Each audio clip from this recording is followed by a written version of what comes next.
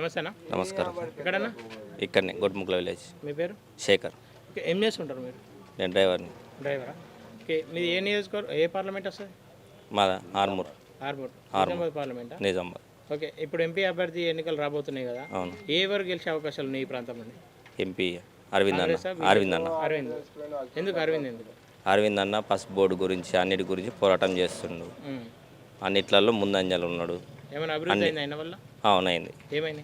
పసుపు బోర్డు తీసుకొస్తా అని చెప్పిండు. పసుపు రేటు కూడా 20,000 చేస్తా అని చెప్పిండు. దాని ప్రకారమే ఫాలో అవుతున్నాడు. ఓకే.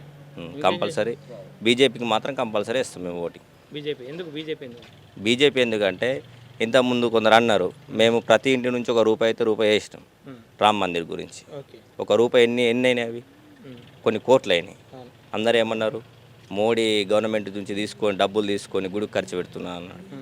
అది తప్పు కదా. మన ఇంటి నుంచి మన స్వయంగా మనకు తోచినంత మనం సహాయం చేసినాం. మన ద్వారా అయిన దేవుడి గుడి అది. భక్తితోటి మనం చేసుకున్నాం. కాంగ్రెస్ నుండి జీవన్ రెడ్డి వస్తాడని చెప్పేసి అంటారు, ఆయనకి ఎట్లుంటుంది ఈ ప్రాంతంలో?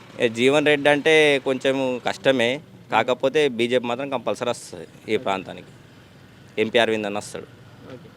బీఆర్ఎస్ నుండి వచ్చే అభ్యర్థి? బీఆర్ఎస్ నుంచి లేదు, ఛాయిస్ లేదు. అంటే పోటీ లేదంట? పోటీ లేదు. కానీ మేము గెలుస్తామని చెప్పేసి అంటారు. మేము గెలుస్తాం కేసీఆర్ కంపల్సరీ. మా సైడ్ అయితే అరవింద్ అన్న కంపల్సరీ గెలుస్తాడు పక్కా. ఎందుకు అది అంత నమ్మకమైన? అంటే గతంలో ఆయన ఇంతకుముందు చెప్పిండు ఒకసారి పసుపు బోర్డు అని చెప్పిండు. అందరు ఏమన్నారు ఇయ్యలే అని చెప్పేసారు. ఈసారికి ఆల్రెడీ చేస్తుండు, తిరుగుతుండు. పసుపు వాళ్ళ గురించి కూడా తిరుగుతుండు, ప్రతి విలేజ్కి వెళ్తుండు. ఎందువల్ల యువతకి ఏమైనా ఉపయోగం ఉంటుంది? యువతకు ఉపయోగం ఉంది అన్న. ఇప్పుడు ఉద్యోగాలు కానీ ఏదన్నా పరిష్కారం ఇచ్చినా కానీ అరవింద్ అన్న ఫస్ట్ ప్రపోజల్ ఇచ్చేది విద్యార్థులకు, వాళ్ళకి యువతకు ఇస్తుండు ఫస్ట్. అంటే స్టేట్లో కాంగ్రెస్ ఉంది కదా, కాంగ్రెస్కి మరింత బలం కావాలంటే ఎంపీ సీట్లు మాకు 14 ఇవ్వండి అని చెప్పేసి కాంగ్రెస్ వాళ్ళు చెప్తారు. తెలంగాణ అభివృద్ధి చేద్దామంటారు. కానీ ఎంపీకి మాత్రం కంపల్సరీ అంటే బీజేపీ వస్తుంది.